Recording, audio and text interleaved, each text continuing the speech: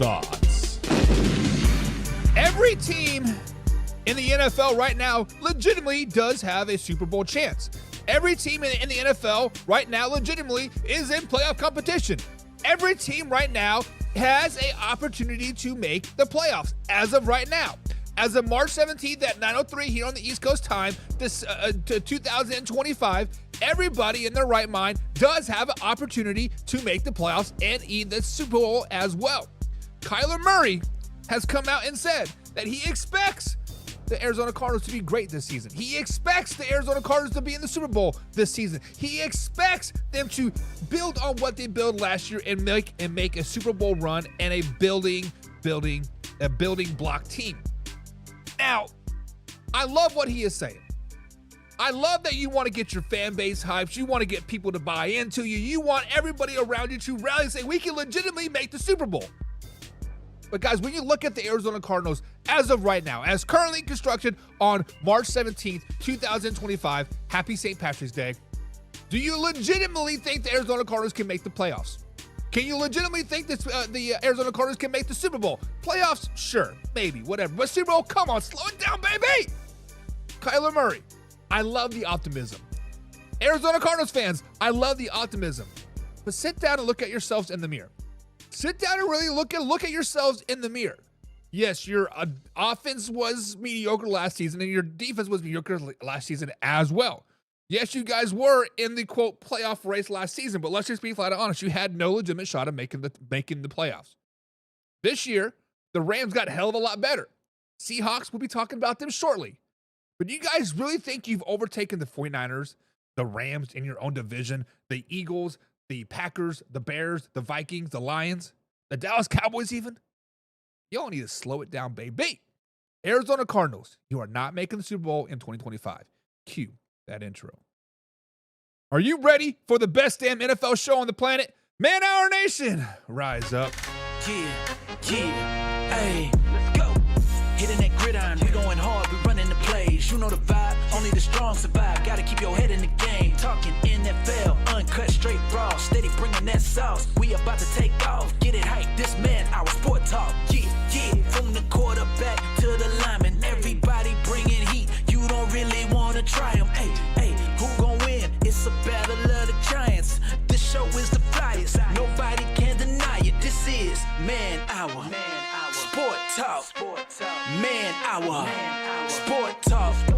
What team you reppin'? We keep it interesting. Who caught another down? Who got that interception? This is Man Hour.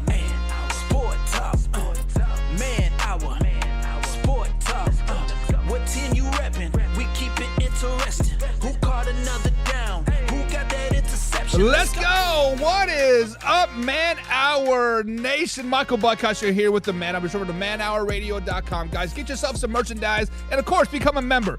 Become a Pigskin Pundit. Click on the link below. Become a member. You get some free merch. You get free entry into every entry fee that we do. So we are doing the $100 March Madness thing. You get free entry into that. We're doing the $1,000 NFL Pick'em again next season. You get free entry into that. So become a Pigskin Pundit, guys, and get all that free merch out there. So, guys, we do got a great show for you lined up today. We're going to talk about the Cincinnati Bengals. The Bengals are finally making some moves. The Cincinnati Bengals have finally done a few good things right in their NFL franchise. They signed Tee Higgins and Jamar Chase. But how is it good? We'll be talking about that. Jordan Mason is the most recent San Francisco 49er to be traded / cut this offseason. He was traded to the Minnesota Vikings for a 2026 sixth-round pick. Are the 49ers taking him in 2025? Are the 49ers legitimately tanking in 2025? Let's just be honest. Let's talk about that. And my man, Nate Hobbs. All you Raiders fans, you love you some Nate Hobbs. He has been acquired by the Green Bay Packers, and he says the Green Bay Packers are going to be historic this season. They are going to be historic in 2025. And then, of course, guys, it is money, so we got a little buy or sell. We got Jameis Winston, we got Justin Reed, and we got the Houston Texans. And then we end the show with a little bit of fact and crap. Cooper Kupp to the Seahawks. Kirk Cousins need to be traded. And Juju Smith-Schuster going back to Kansas City. How big a deal is that? How big a deal is that? We got all that and much, much more, guys. But before we get too carried away, we got to welcome some people in the chat. This is a live interactive show, so if you guys are in the chat, let us know, and we'll talk about whatever you want to talk about tonight. But we first got to welcome the CEO of the Pigskin Pundits, Mr. Jim Powell himself. I always get you guys messed up. It's Jim Powell. He said Aaron Rodgers is a wanted like Belichick is. Not. Jim is saying that Aaron Rodgers is not a wanted man. He is saying he is not a wanted man. He is. He is, Jim. Aaron Rodgers is wanted by the Giants. Aaron Rodgers is wanted by the Pittsburgh Steelers. Aaron Rodgers is wanted by the Minnesota Vikings. Hell, Aaron Rodgers might even be wanted by the San Francisco 49ers after it's all said and done. Hell, they might trade Brock Purdy after it's all said and done. Aaron Rodgers is a wanted man, so slow it down, baby. Let's go, let's go, let's go. Speaking of Pigskin Pundits, John is in the chat today as well. He says, what's good, Buck and Man Our Nation? John, what's good, what's good, what's good, man? Hope you're having a good day. Good day, good day, good day, brother. And Old Man River says, the money A-Rod is going to make, let's see if he has anything left in the tank. Old Man River, how much money do you think Aaron Rodgers' contract is going to be? I can see about a $20 million deal, maybe $15 million deal. I'm not seeing anything breaking the bank. I'm not seeing a $25, $30, $35, $40 million deal. I'm just not seeing it. I'm not seeing it. So breaking the bank, but yeah, he definitely does have a little bit left in the tank. I do believe. So we'll see about that. Old Man River is a Pigskin Pundit as well. Joey, we are live. I'm getting to your comments, man. Slow it down, baby. And Alpha Rob says, what's good, Buck? What's good? What's good? What's good, Alpha Rob? Old Man River says, happy St. Patrick's Day to you all. What's up? And Randy says, I'm a loser.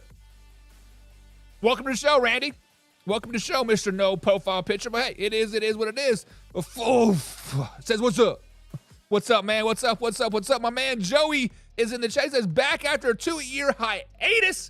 Joey, I saw you over there on the old Tiki-Taki and then come back over here to YouTube. YouTube is where all the fun is at, man. I actually got the chat right here. We got the overlays and all that good stuff. So if you're watching us on short form, guys, on whatever platform, if you're watching us YouTube Shorts or on TikTok, come over to YouTube and watch the full screen of it. We got the overlays and all that kind of good stuff as well. Matt Henry's in the chat. Long time, man. I haven't seen you in a long time, man. He says, good evening, sir. What's up, Matt? What's up? What's up? Matt, if I remember right, you are a Chicago Bears fan. Hey, man, your Bears are making some moves, brother. Bears are making some moves. Pigskin Pun, get you some. And Joey says, is this actually live? Yes, Joey, we are live every Monday through Friday at 9 p.m. East Coast time, baby. Old Man River says, Aaron Rodgers is wanting a 2-year, $50 million, wanting to buy one of his ways out. 2-year, $50 million. Really, that's not a whole lot. In quarterback terms, Old Man River, 2 years, $50 million is not a whole lot. So you are probably looking at $25 million and probably about 12 of it guaranteed. And then a lot of it is incentive based, right? 4,000 yards passing, 30 touchdowns, whatever, playoffs, Super Bowl, whatever, right? So you're probably, Aaron Rodgers probably only could probably get about $17 million after it's all said and done. And honestly, if you look at the Steelers, they are legitimately a quarterback away of potentially competing for the AFC North there. They could definitely afford that little cap hit right then and there. But then the teams like the Giants, right? Guys, the Giants are sneakily pretty good. The Giants are sneakily pretty good. They got a pretty good defense. Their offense is much improved from last season. Let's just be honest. Another year with like neighbors in the system. Bada bing, bada boom. You can probably at least compete in the NFC. And let's just be honest. And if Aaron Rodgers were to go to the Minnesota Vikings, the reason why I bring up the Minnesota Vikings is because they are a quarterback away. I'm not saying J.J. McCarthy sucks. We don't know what J.J. McCarthy is going to be in the NFL. We have yet to see him take a NFL snap in a live game situation. Preseason, yes, whatever. But in an actual week 1, week 10, week 12 game, we don't know what J.J. McCarthy is. Are the Minnesota Vikings banking on because their Super Bowl window's open. Whether you want to admit it or not, the Minnesota Vikings window is open right now. They are open to win some Super Bowls right now if they get the right quarterback in place there. bringing back Sam Darnold would have probably been their best option. Let's just be flat out honest. But bringing in a quarterback like Aaron Rodgers could definitely get you over that hump, potentially. But 2 years, $50 million is really not a whole lot. That's really not a whole lot when you're thinking about winning a Super Bowl. When you're thinking about how much cap space teams have right now. And then John's like, nah, it'll be about 2 years, $30 million. It's still, like, either way. $15 to $25 million is nothing for a quarterback. Let's just be honest. It's nothing for a quarterback. So thank you guys for joining us today and chiming in. And like Matt says, yes, sir, bear down, baby. But I'm not getting my hopes yet quite yet. I've been let down way too many times. Prove it on the field. Matt, brother, I feel your pain. I feel your pain because BC Combs obviously is a dear friend of mine. One of my very, very good friends. I was in his wedding, and we still talk to this day, even though he's, 8 hours away, right? I have seen him get let down week after week after week. I've seen him on cloud nine when the Cubs won the World Series, and then the Chicago Bears season starts, and he was like, oh, man. And then on cloud nine when you draft Caleb Williams, like, oh, man. On cloud nine when you draft Justin Fields, like, oh, man, right? Matt, you seem to be one of the most level-headed Bear fans out there, right? You are under the understanding like, hey, you know what? We have been dog shit bad the last couple seasons. Let's just be flat out honest. We have not been good. Hell, I want to say probably since Jay Cutler, probably really haven't been that good. Yes, you've had some decent seasons making it to the playoffs, winning a playoff game, but then you had these 2-win seasons and 3-win seasons and 5-win seasons and Super Bowl, and then you don't even make the playoffs. So Chicago Bears fans, this is my plea for you once the NFL draft starts. Once you guys probably going to nail the draft, let's just be honest, they've been doing very, very good things the last 3 seasons. Ever since Ryan Poles has been the general manager, they've been doing good things. They're not going out there getting the big flashy picks. They're not going out there getting the big flashy names. They're filling needs and wants on their team, and that's what they're going to do in this draft. They're going to build some more depth on the offensive line, add some more defensive depth, maybe just maybe draft a running back in this year's draft, and there's going to be a lot of buzz. There's going to be a lot of hype around the Chicago Bears. Let's just be honest. They're going to get excited. Everybody is going to get excited about the Chicago Bears. Everybody except for the realistic people. Because at the end of the day, you still are the Chicago Bears. Yes, I understand Virginia McCaskey is no longer with the team. Rest her soul, right? Combs has been wishing she's been gone for many, many years. He finally got his wish. I'm not like that, but hey, it is what it is. Many Bear fans were probably like, it is what it is, right? Hey, whatever. She was old, lived a great life. But the Chicago Bears, you guys need to prove it on the field. Hell, we just said this a week ago. I'm not buying the Chicago Bears in like March, in April, in May, June, July, August, September, or October. Maybe once November starts to hit, maybe I might start to buy in just a little bit. December, then I'll start to buy in. But then not even 2 days later, they make some other great ole signing, right? I'm like, okay, Bears, okay. I caught myself starting to get a little hype, right? I caught myself starting to buy into the Bears hype a little bit. Man, like, slow it down, baby. My pigskin punch like, but slow it down. It's March. It's Chicago. Slow it down, baby. But yes, Matt, welcome back to the show, man. Welcome back to the show. Rick says, dudes, 70% of them walked on unrestricted free agent status, and then traded players were not worth the paper contract it was written on. Rick, who are you referring to, my man?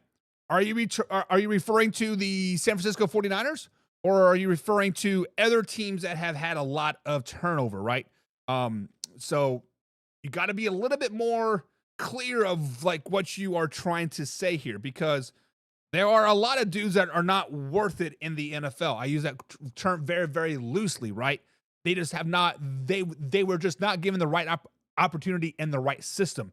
Everybody in the NFL is the best of the best, right? Let's just be honest. Now, they may not be the best of the best of the NFL, but they were top in their college.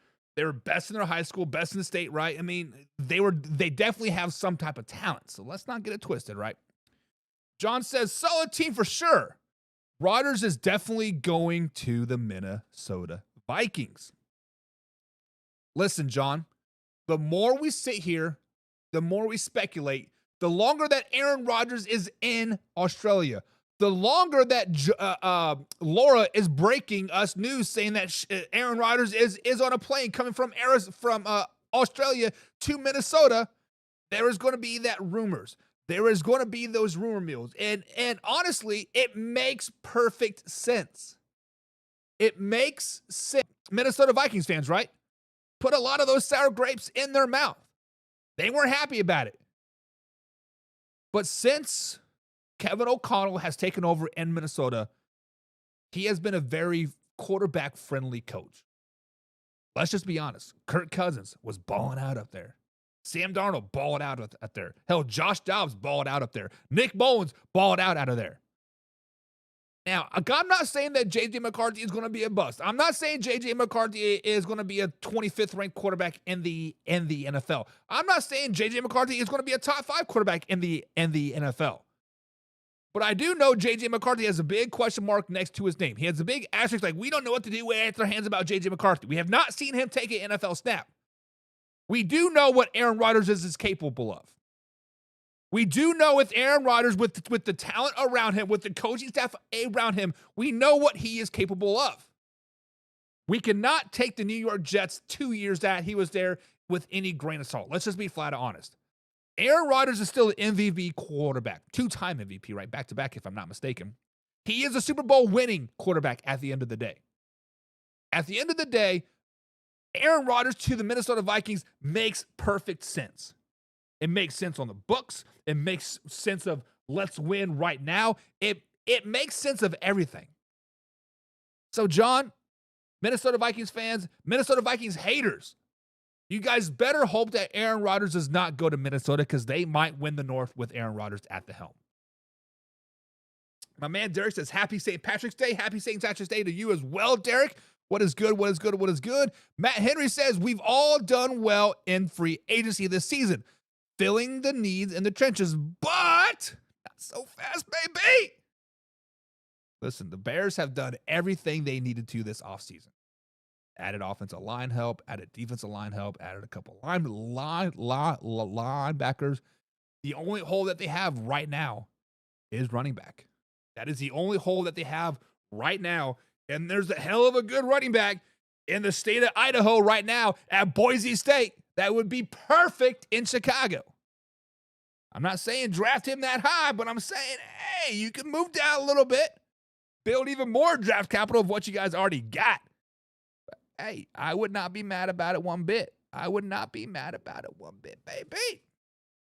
John says they're doing the same thing they did last year. The Bears on papers last year before the season started, the Bears fans were going nuts. This year is no different.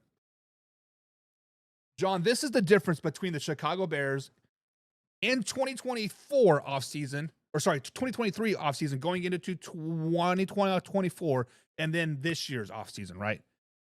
The difference between the Chicago Bears from last year into this year is, one, they should have fired their coach last season. Not Matt Nagy. Is it Matt Nagy? Oh, Matt Nagy. Eberflus. Eberflus should have been fired last season. Eberflus should have not even been a thought process in their mind to bring back for the 2024 NFL season. He should have been long gone, dead and gone. When you lose, 10, 11, 12 games in a row, he should have been fired then. He should have been back to fired in the 2023 NFL season. But they brought him back, whatever, yada, yada, yada. This year's difference between the Chicago Bears and last season is that they finally added pieces that they truly needed. Yes, last season in 2024, yes, they needed a receiver. They brought in DJ Moore. Yes, great, whatever, right? The difference just between now and then is they got the coaching staff, the coaching pedigree around their head coach, the hype around the head coach. The Caleb Williams has that understanding of like, hey, this is what we need. This is what we're going to do. And he also has the pedigree of like, I've been there, I've done that. I built a team from nothing. Look where we were just a couple years ago. Eberflus has not had that experience whatsoever. He was a defensive coordinator for like Indianapolis. Not a very good defensive coordinator, let's just be honest. And then went to Chicago as a head coach. So I think the Chicago Bears are finally turning the corner on the old, we don't know what to do with our hands thing, right? James Frank, what's up, James? He says, I love that Juan Thornhill just signed in Pittsburgh. Yeah, guys, that was just breaking news here in the last, half hour, 45 minutes. I got the alert on my phone saying that Juan Thornhill is staying in the AFC North and he is signing with the rival Pittsburgh Steelers.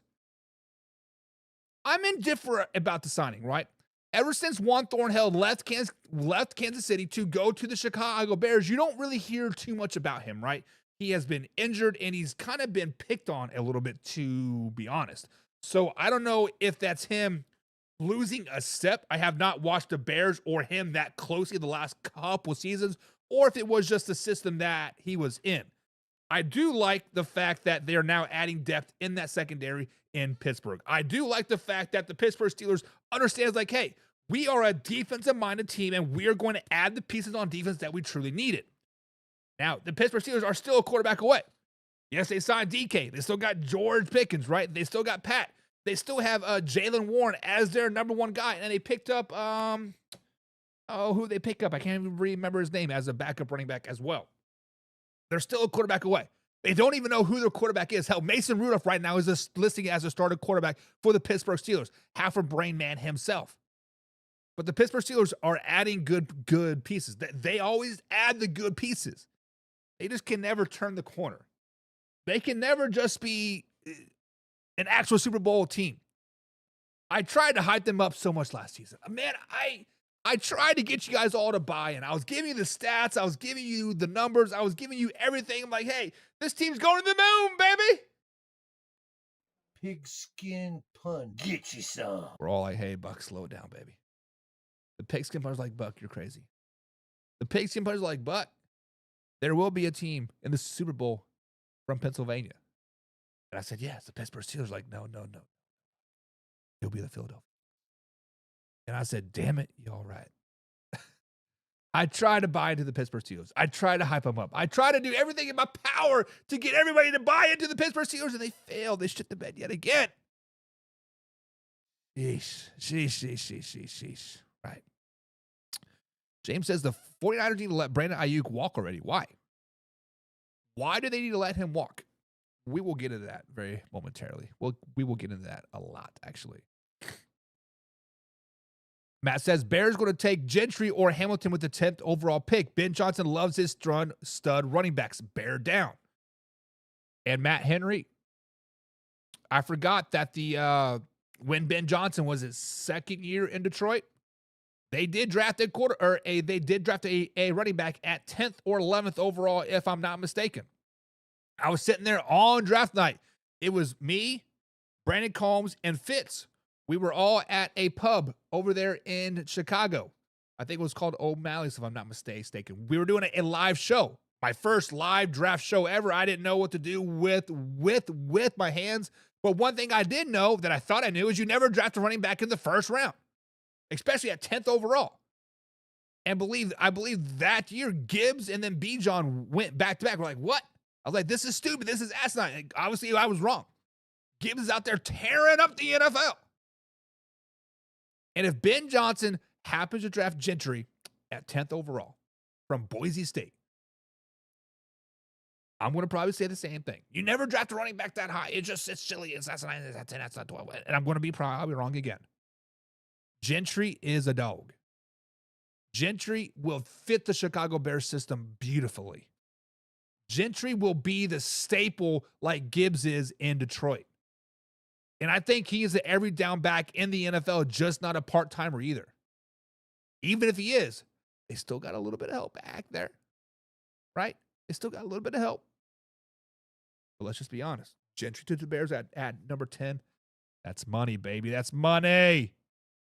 My man Casey Morgan's in the chat. Pigskin pun. Get you some. Casey is a pigskin punter. What's up, Casey? Hope you having a grand old day. 4-year anniversary, too. Damn, Casey, you've been here for a minute.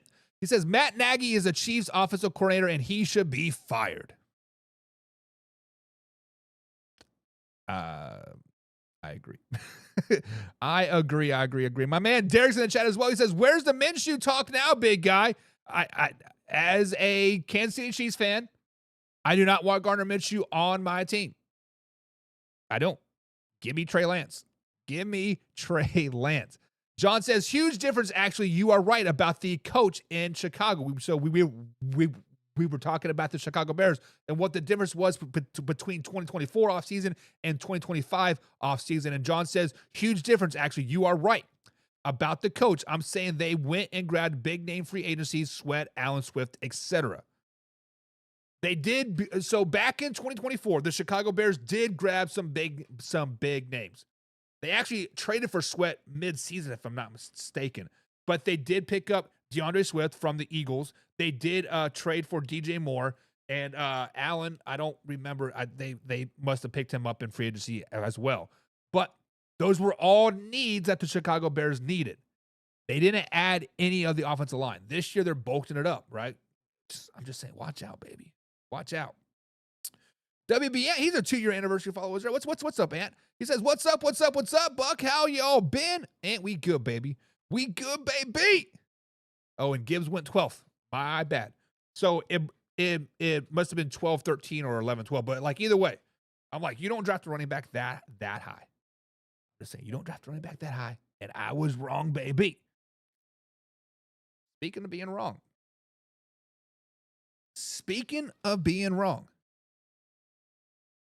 The Cincinnati Bengals. Guys, I was shitting on the Cincinnati Bengals last week. I said this is the worst offseason I've seen them make in a very, very long time. They're not making any moves. They're not signing their guys. They're not doing anything. I was shitting on the Cincinnati Bengals from the start of the show to the end of the show for 2 days in a row. So for 4 solid hours, it was nothing about me spewing nothing good about the Cincinnati Bengals. Y'all were in the chat too. One-hit wonders, Joe Burrow's overrated. It was just on and on and on and on and on, right? But the Cincinnati Bengals were like, slow it down, baby. The Bengals are like, hey, we do got the best 1-2 punch receiver in the NFL. We do have a quarterback that can be elite. And finally, the Cincinnati Bengals made some good offseason moves. They have signed Tee Higgins and Jamar Chase to 4-year deals, respectively.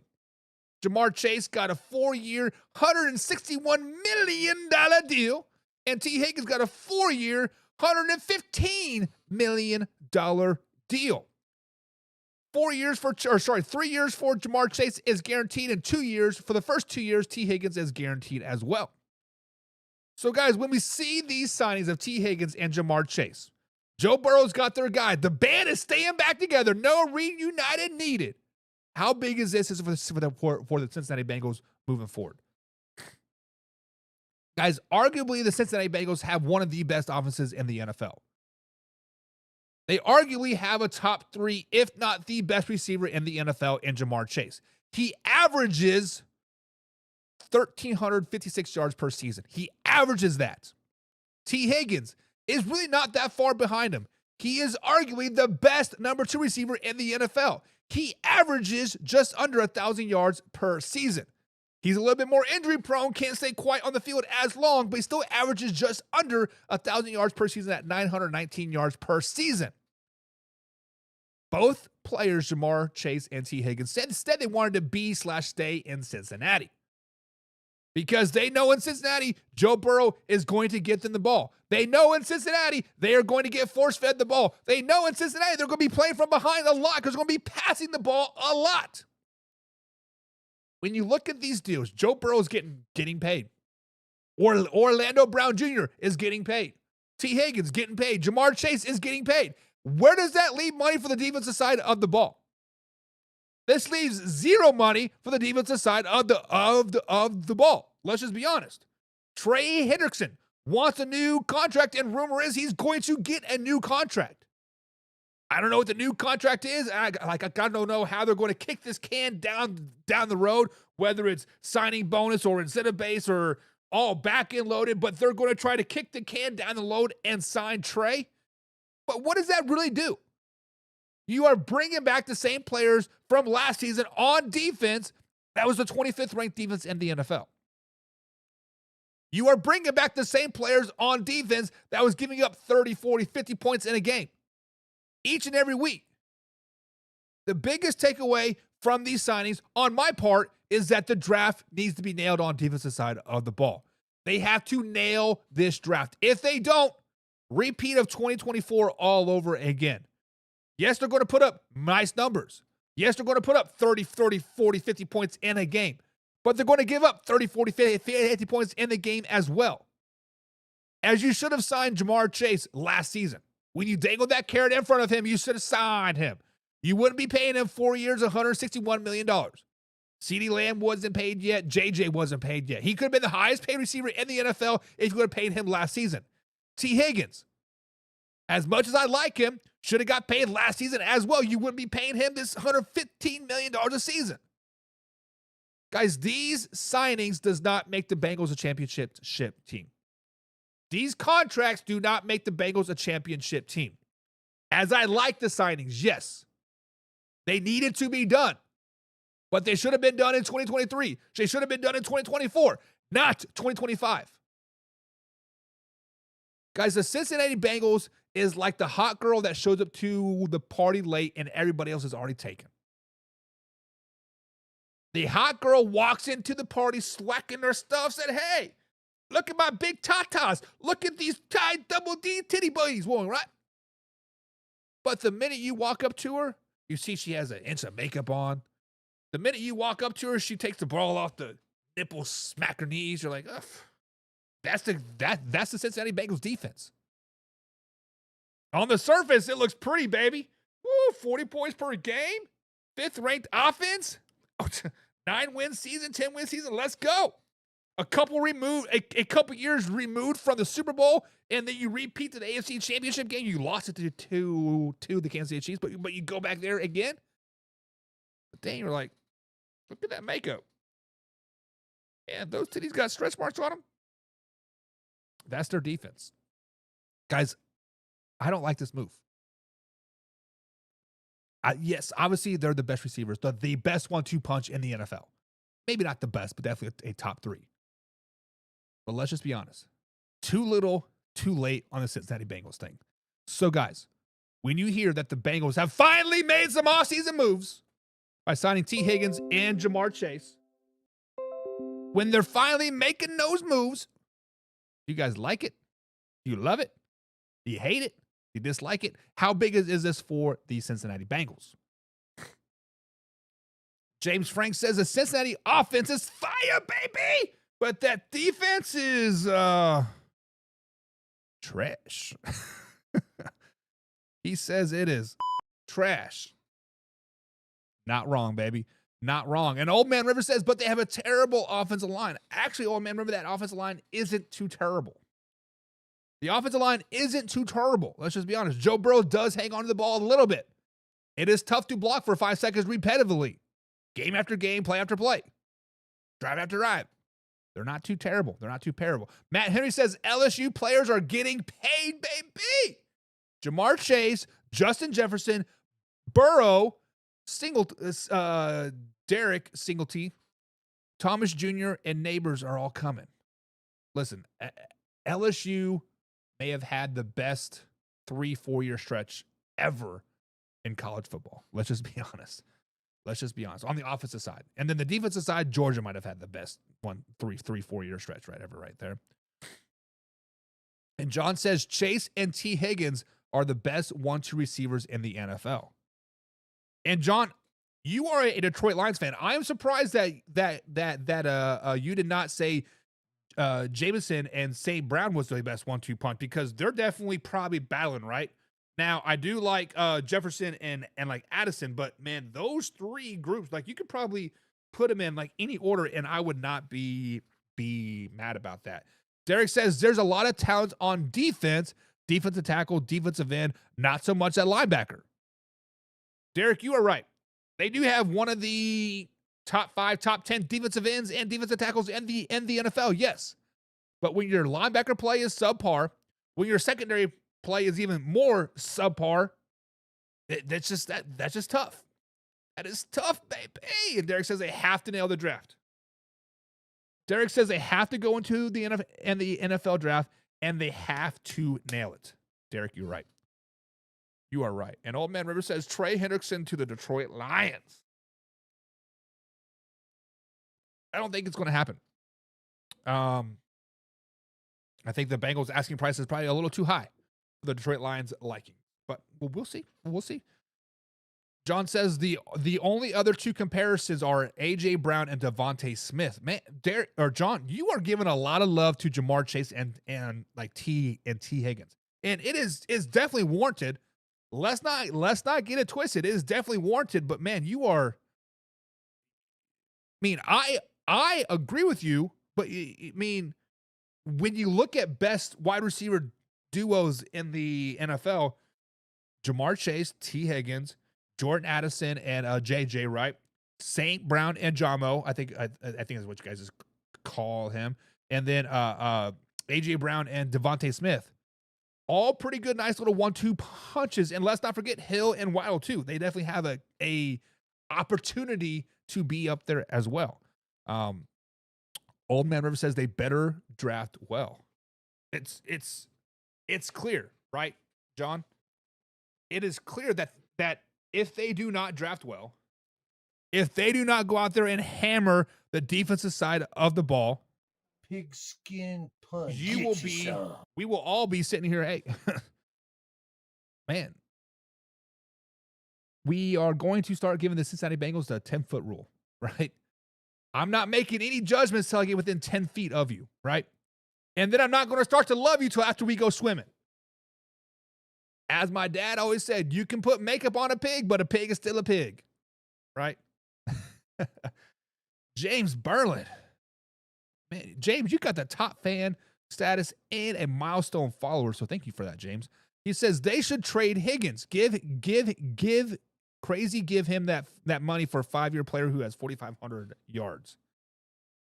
So, James, you cannot add or you cannot put value on Tee Higgins via yardage, right? There are some things that just Tee Higgins does that stats will not correlate, right? Just like when you look at defensive players, right? Chris Jones may not have 100 tackles in a season and 15, 16 sacks, right? It's because they're running the opposite way. With like Tee Higgins, he is that X factor. Without Tee Higgins on the field, Jamar Chase is not getting open the way he does. Much like with Tyler Boyd. Tyler Boyd wouldn't have got his money, wouldn't have got those yards without Tee Higgins on the field. Guys, I want you to go back and watch 3 games from the Cincinnati Bengals in 2024. Just watch 3 games. Watch 2 games with Tee Higgins and Jamar Chase on the field, and then watch 1 game with Tee Higgins off of the field. We are going to do this for Pigskin Pundits here in May, and I want you to see what the safeties do. The safeties, when both of those players are on the field, are pretty much playing dead center field. They don't know who to guard, right? They're playing a true cover 3, cover 4, cover 1 package, right? Now, once Tee Higgins is off the field, that safety starts to shade over to the hash mark just a little bit. Not a whole lot, but 2, 3, 4, 5 steps is a lot, right? May not be like a lot to us, but in football realm, that is a lot, right? Hell, 2 steps is a lot. But 5 steps, that's a half a second, right? They double, triple team Jamar Chase over and over and over. Tee Higgins' value is not in the stats. Tee Higgins' value is in the film, getting other players open. I want you to put that out there. Old Member says, but who had the most national championships? Alabama. Who had the most money to buy players in that era? Old Man River? Alabama. And now Matt Henry just talking crazy. Somebody come get your boy. Matt Henry says DJ Moore and Rome Odunze is going to be a top 1-2 punch receiver in the NFL. He's saying DJ Moore and Rome are going to be a top 5 1-2 punch in the NFL. And Matt, I love the optimism. I love it, right? But weren't you just saying I'm not getting excited about the Chicago Bears yet? Weren't you the one saying, hey, it's March. We just slow it down, baby? Now, I like the potential of DJ Moore. I love the potential of Rome. But at the end of the day, you are still the Chicago Bears. And we're not putting any stock in the Chicago Bears until December, maybe November. On paper, it sounds nice. On paper, it sounds really nice. Hell, on Madden, it sounds even nicer. But I don't think Rome is even going to be the number 2 receiver on the team. I think Keenan Allen is going to firmly take that spot from Rome, kick him down there, say, enjoy that number 3, number 4 spot. After I'm done retired, then we can talk, baby. But DJ Moore and Rome, a top 5, I could give you top 10, maybe. I can give you top 10. But if we want to talk crazy, if you want me to talk crazy, baby, we got to say CeeDee Lamb and Turpin is the top 5 1-2 punch duo in the NFL. If you want to talk crazy, baby, you got to say Rashid Rice and Juju is a top 5 1-2 punch in the NFL. If you even want to talk crazier, Jackson Smith, Najibba, and Cooper Kupp is a top 5 1-2 punch in the duo in the NFL. So let's just slow that down, baby. Let's slow it down.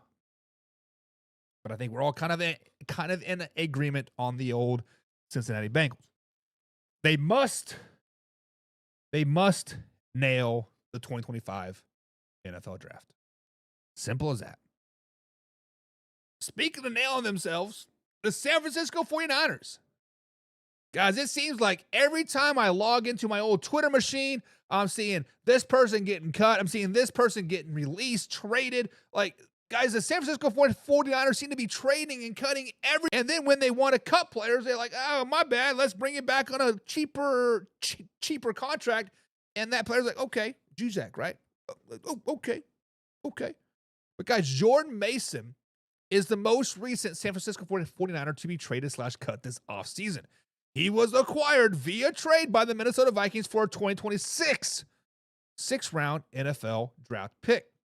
If you guys do not remember Jordan Mason, he definitely stepped up and held his own when Christian McCaffrey was out for most of the season back in 2024. But guys, when you look at the San Francisco 49ers, with all these trades, with all these acquisitions, and all these cutting of players, are they doomed? Are they tanking the 2025 NFL season?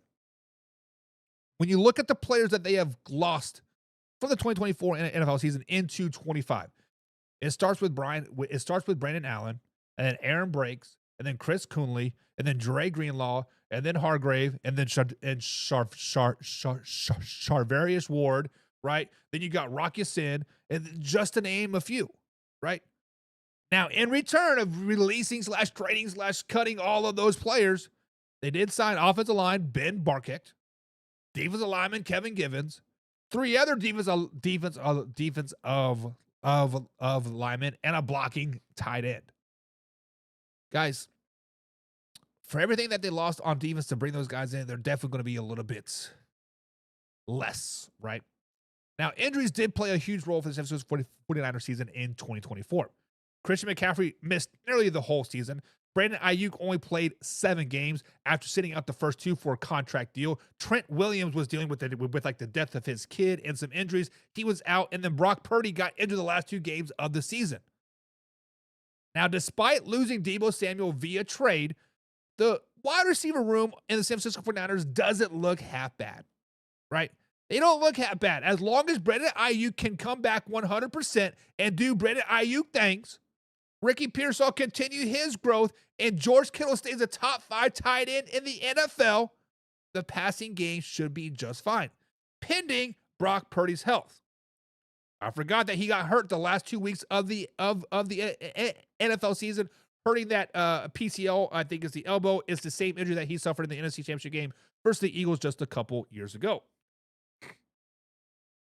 Now, the front 7 on the defensive side of the ball. As long as they are 100%, they still should be defense. The biggest question mark for the San Francisco 49ers going into the 2025 NFL season is safety and cornerback. Losing Ward kind of sucks. Ward didn't want to be there, but losing him kind of sucks. But when you look at the San Francisco 49ers in 2025, they got a pretty easy slate of games. Let's just be honest. Their slate of games is pretty damn easy. They play the Falcons, Panthers, and then they play the Browns, Colts, and Giants all on the road. All winnable games. That's 7 wins just right there. That's still not counting the 6 divisional games. That's still not counting the Saints or the Bucs games. They could easily get 10 wins just by the strength of schedule alone. Their strength of schedule looks easy. But guys, are the San Francisco 49ers tanking in 2025? I think the answer is clearly no. They are making room to sign some players, aka Brock Purdy, in the years to come. They did not sign Brock Purdy yet because they want to see if his elbow is truly healed. They want to see if his body is truly healed. They want to see if he can really come out and ball like he did in years past. Guys, the 49ers are just fine. They are just fine. They'll be okay. And they are going to be competing for the LA Rams for the NFC West divisional title in 2025. They are going to be competing in a playoff spot in 2025. As long as Kyle Shanahan is at the helm, they are going to be competitive. He changes his scheme to fit his players each and every year. Go back and watch the tape. Kyle Shanahan is a great coach. He's a great X's and O's coach. Nut crunch time, different story. Up by 14 points versus the Kansas City Chiefs in the Super Bowl, different story. I'm just saying. There's a lot of room to grow still for the San Francisco 49ers, so let's not get crazy yet, but they're definitely not tanking. Definitely not tanking. Green Bay Packers, newly signed secondary player. It could be a slot corner, it could be an outside corner, it could be a nickel safety. We don't know. Nate Hobbs says that the Packers secondary could be legendary in 2025. He's saying he loves everything about the Green Bay Packers. He loves where he fits in. He loves that the Packers are that damn good. So, guys, when we look at the Green Bay Packers as currently constructed before the NFL draft in this 2025 season, how good can the Green Bay Packers be in 2025? First things first is Nate Hobbs was a great pickup. I don't know why the Raiders let him go. I don't know why other teams did not go after Nate Hobbs, but the Packers scooped him up, and that is a great pick. He can play safety. He can play slot corner. Hell, he can even play outside corner, nickel corner. You can put him as linebacker. He's probably going to do great. And that's exactly what he said in his interview after being signed with the Green Bay Packers. He says it is not about the position. It is about giving value to the Green Bay Packers and earning those dollar bills. Yo. Now, Nate Hobbs does seem very, very durable as well. At a total of 68 games, he played 51 of them for the Las Vegas Raiders in the last 4 seasons. Now, what sucks for the Green Bay Packers is Jair Alexander. He's looking for a trade. He doesn't know if he really wants to be there. Now, this pickup with Nate Hobbs does definitely fill that void that Jair Alexander does present. But if Jair Alexander stays with the Green Bay Packers and Nick Hobbs plays some safety, the 5th-ranked Packers defense from 2024 could easily be top 3. The 13th-ranked passing defense from 2024 for the Green Bay Packers could easily be 7th. The 7th-ranked rushing defense in the NFL from the Green Bay Packers in 2024 could easily be a top 5 rush defense. They could easily be a top 5 defense across the board. Not only that, the offense is getting a little bit more mature. The last 2 seasons, the Green Bay Packers have had the youngest roster of every NFL team. The last 2 seasons, they've been young, but they've been growing. They make it to the playoffs. They beat the Dallas Cowboys back in 2024 in those playoffs, or 2023 in those playoffs. This season, they kind of ran into a buzzsaw in the Super Bowl champions, the Philadelphia Eagles. But 2 years, 2 playoff appearances for the youngest team in the NFL. Guys, the Green Bay Packers are going to probably win the NFC North. The Green Bay Packers are a damn good team. Adding Nate Hobbs made that defense that much better. Adding players that they've been adding makes them a hell of a better team. I know a lot of Green Bay Packers fans out there are mad that they're not making big splashes, going out there and trading for a DK Metcalf, or go out there and getting a Cooper Kupp, or picking up a Stephon Diggs, right? They're upset about that. Nate Hobbs is a great pickup. A great pickup for this great defense, and now they're going to be elite defense. Nate Hobbs, I'm with you. This secondary, this defense for the Green Bay Packers could be legendary. It could be that damn good. But guys, how good can the Green Bay Packers be in 2025? It's Super Bowl or bust, baby. They are good enough to make it to the NFC Championship. They're good enough to win the NFC North. They are good enough to be top dogs in the NFC yet again. All for Jordan Love to win his first Super Bowl. One and only Super Bowl, because that's what the Green Bay Packers do, baby. Guys, it's time for a little buy or sell. Hey, now it's time to take off. Gotta keep it live and raw. Better stay tuned in. Man, our NFL talk. I know that you ready for more. They on the field, ready for war. Who's in the lead? I'm checking the score. We about to do it like never before. NFL live, uncut, raw. This is Man Hour NFL talk. Let's go. All right, guys. So buy or sell is very, very simple. We put out the old statements and we determine if we're going to buy it, we want some more of it, or if we're going to sell it, nah, thank you. I'll have this over here. So guys, this is a live interactive show. So let us know if you want to buy it or if you want to sell it. Let us know. But first up in the old buy or sell are the New Orleans Saints. The New Orleans Saints are making some offseason moves, right? They restructured Derek Carr's contract, they got their head coach, and they restructured Cam Jordan's deal to bring in players such as Justin Reed that just signed a 3-year, $31.5 million deal for the New Orleans Saints. Now, Justin Reed follows former Kansas City Chiefs and then former Houston Texan Tyrann Mathieu to the New Orleans Saints. Tyrann Mathieu also restructured his deal to bring in a player such as Justin Reed. Guys, buy or sell? Does Justin Reed to the New Orleans Saints make the Saints better? Guys, Justin Reed was a staple for the Kansas City Chiefs defense, winning two Super Bowls with them. Justin Reed was drafted in the 3rd round back by the Houston Texans before signing with Kansas City back in 2022. He started 59 games for the Kansas City Chiefs. He did not miss one of those games. So he was 59 for 59 in the starting of the games category. He logged 3,575 snaps, which is most among all safeties in that time period since 2022.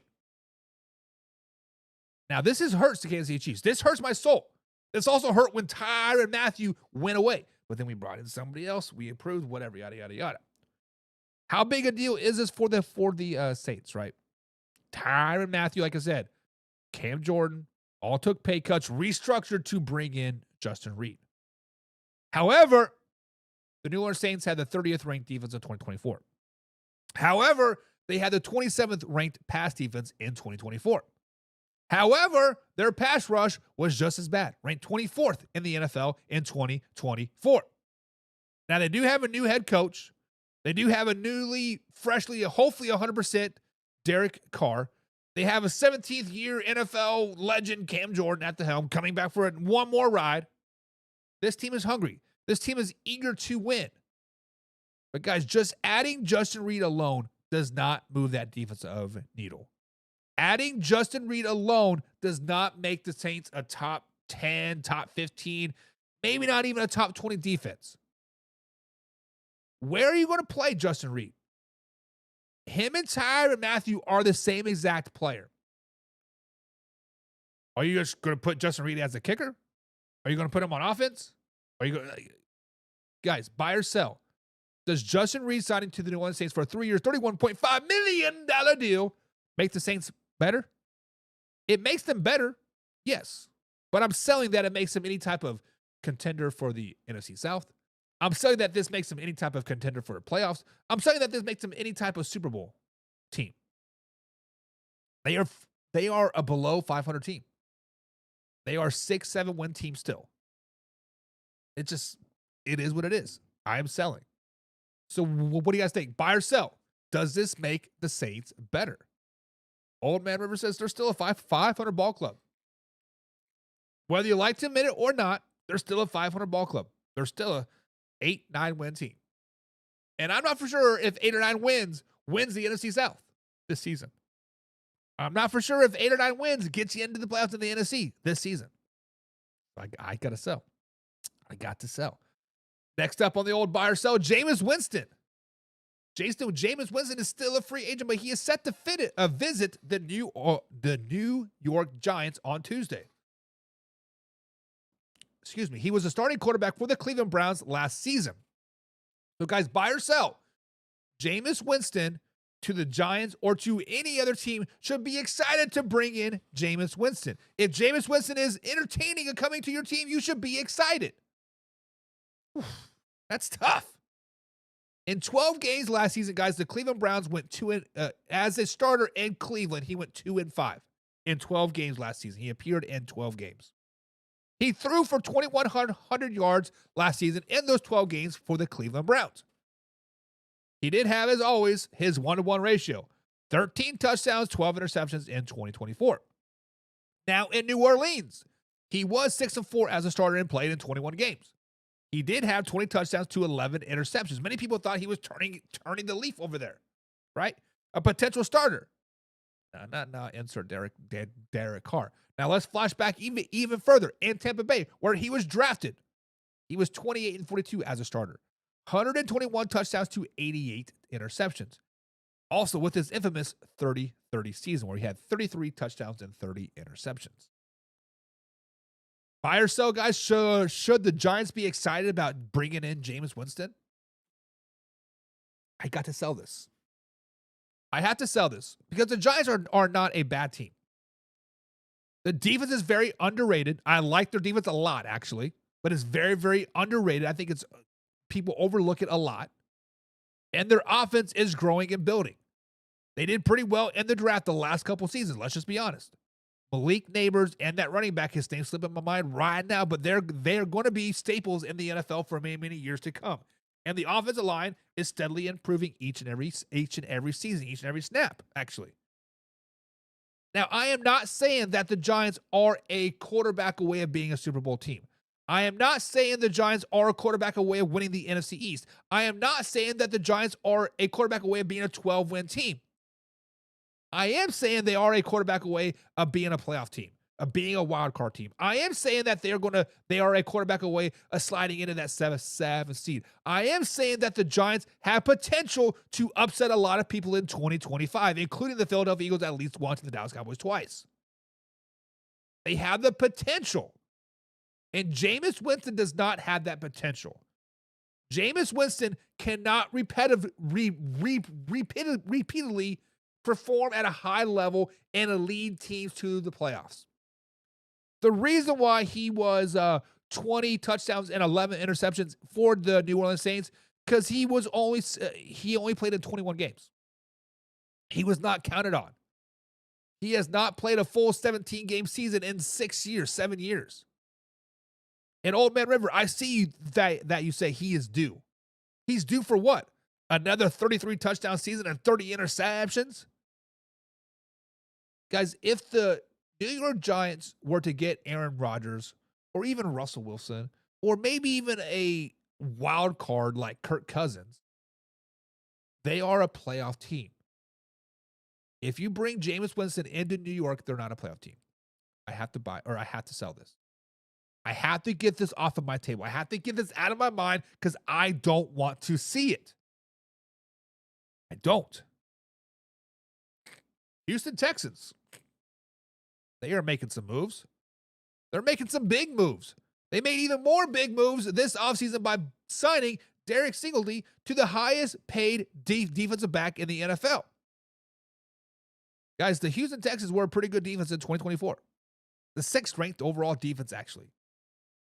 Buy or sell, guys. Do we need to start looking at as the Texans are top dogs in the AFC? Do we need to start buying them and saying, hey, the Texans are a team to be reckoned with? Guys, the Texans have added some big parts this offseason. They brought in C.J. Garner-Johnson. They brought in Christian Kirk. They brought in Braxton Berrios. They bring in Nick Nealman, Justin Watson, Ed Ingram. All sneaky good moves. I think the Justin Watson thing might be really underrated. I like Justin Watson. In 2024, the Texans had the 6th ranked defense in 2024. However, they did have the 22nd ranked offense in 2024. Offense wasn't very good. CJ Stroud had a sophomore slump. It is what it is. It happens. But the simple fact of the matter is that the AFC South has been weak the last 4 or 5 seasons. The AFC South is really no juggernaut of a division. I'd probably say they're probably the worst division in the NFL. Now the Texans will probably win that division. It is what it is. They have owned the division the last couple seasons. But they're no juggernaut. I'm selling this. I like the defense. I like what they're doing on defense. CJ Stroud's flash in the pan is over. Tank Dell and Nico Collins and Justin Watson and Braxton Berrios and Christian Kirk and Ed Ingram, they're all really good additions, but it doesn't put them over the top. It does not put them over the Buffalo Bills. It does not put them over the Baltimore Ravens. It does not put them over the Kansas City Chiefs. Hell, I don't think it puts them over the LA Chargers. If the Chargers and the Texans play right now, the Chargers probably win that game. It is what it is. I have to sell it. Have to sell it, and sell it again. But guys, that is going to be it for today's show. Thank you guys for joining us. As always, we'll catch you on the next one. See you tomorrow, live, raw, uncut, potentially, depending on what time we leave for our vacation. But until then, be out. Hey, now it's time to take off. Gotta keep it live and raw. Better stay tuned in. Man, our NFL talk. I know that you're ready for more. They on the field, ready for war. Who's in the lead? I'm checking the score. We about to do it like never before. NFL live, uncut, raw. This is Man Hour NFL talk. Let's go.